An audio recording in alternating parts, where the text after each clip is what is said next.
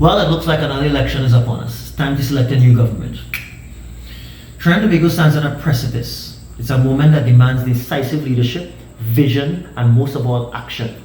As a people, we tend to be complacent. Every election, only a small fraction of us vote, and we vote based on race, PNM or UNC, red or yellow. But this election, we have some credible options. Michaela Pandey with the Patriotic Front, Gary Griffith with the National Transformation Alliance, Abdullah with the Movement for Social Justice, Duke with the Progressive Democratic Patriots, and Alexander with the Progressive Empowerment Party. For once, we have some real choices. I encourage everyone this year to give the other parties a chance and give them the benefit of the doubt that they're the new generation with new ideas for a new world. That being said, it's time for us to start watching these politicians more carefully and vote for the good of the country, not because you're a die-hard UNC or PNM supporter, so you bleed red and piss yellow or whatever it is. We are one nation, two islands, one people. We need strong, strategic leadership that understands the stakes. Not a prime minister picking fights with Trump while he's playing friend with communists like Cuba and Venezuela and taking gifts and loans from China when we depend on the United States for over 44% of our economy. What happens when those two start to fight? When Trump starts to squeeze Trinidad with tariffs and restrictions to get what he wants out of Cuba and Venezuela, and we have no more shipments, tourists or visas coming from America, what is Rowley or his new surrogate going to do for us? He's just got a raise and a nice retirement package, but we have to eat bananas, pay a light bill, and don't jackass the thing. Disappointing. This whole week, we've been watching Rowley take an emotional chain up over Cuba and Venezuela. Trump will play the PNM like a fiddle to get what he wants, and we see it already starting.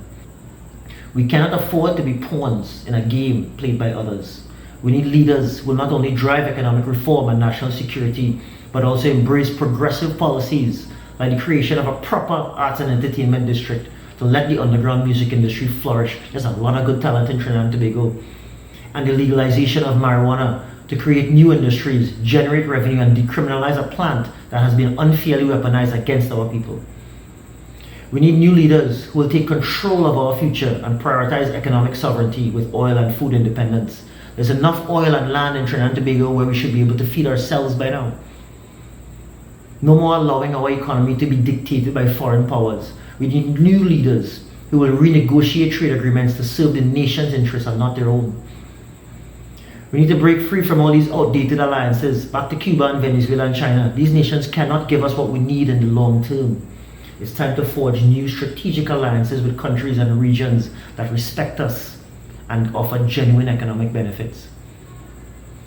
We need new leaders who will invest in our future and make our economy great again. It's time to diversify and divest our economy. We can't keep relying on oil and gas money when there's so many bigger players in the world. What happens when oil and gas starts to run out? We need a 21st century economy, one that embraces technology, artificial intelligence, training, sustainable industries, and homegrown innovation. Rowley just told us that the natural gas is going to run out in 9 years, and he gone. No plan. No real plan, except leaning down on Cuba and Venezuela. That's not a plan. That is a pappy show. Take on corruption head on. The rot within our institutions, within our government institutions, must be rooted out. No more cronyism, sweetheart deals. We need leaders who will restore our trust in our governance. Our leaders coming in need to secure our borders. You don't watch a stranger break into your house in the middle of the night and then turn around and feed him breakfast in the morning. We've taken in 70,000 Venezuelans and only registered 20,000 of them. A nation's border is a line between sovereignty and chaos, and we need to defend it as such. Our new leaders need to invest in education. We must prepare this next generation for the global economy. It's not just about sending kids to school. It's about equipping them with the skills they need to manage a household and thrive in this new world. We need new leadership that can strengthen, streamline, and upgrade our Trinidad and Tobago Police Service with a focus on internal security as a key component in national security. Our valuable TTPS is overburdened, yet they're expected to handle a ridiculous murder rate and everything else that they have to do. Why is it that each police car and each police officer doesn't have a working camera and radio in 2025? We need leaders with the backbone to enforce real justice, not pamper criminals while the country suffers and innocent young girls are taken and sent God knows where to do God knows what with God knows who. This is the PNM legacy. Poverty line in Trinidad and Tobago right now is $1,237 a month. 20% of Trinis are underneath this line every month. 35.7% of our children under 17 are experiencing multidimensional poverty. The country itself is barely treading water, but the people are already drowning. The healthcare system is still in shambles. 6 to 24 hours wait for a hospital bed, and when you do see a doctor, he's trying to hustle you through.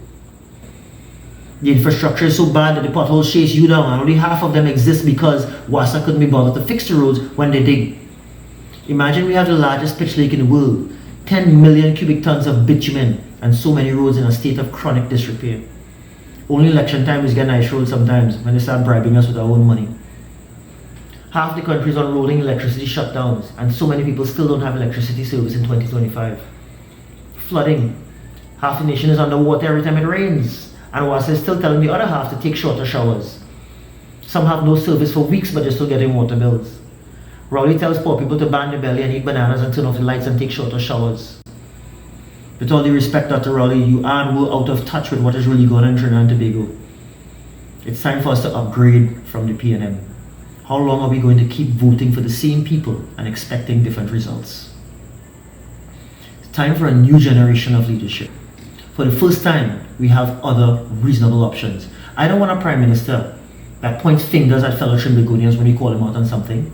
I want a prime minister who, rather than showing off that he's always been a doctor in Miami or with celebrities in California, is rolling up his sleeves and coming into the communities and trying to understand the actual people that he or she is leading into the future. I want to see my prime minister in Laramie. I want to see my prime minister in Pleasantville, Taradale. I want to see my prime minister in Diego Martin and Maraval and Roxborough and Crown Point and Mont Lambert. You need to be there. Together we are stronger.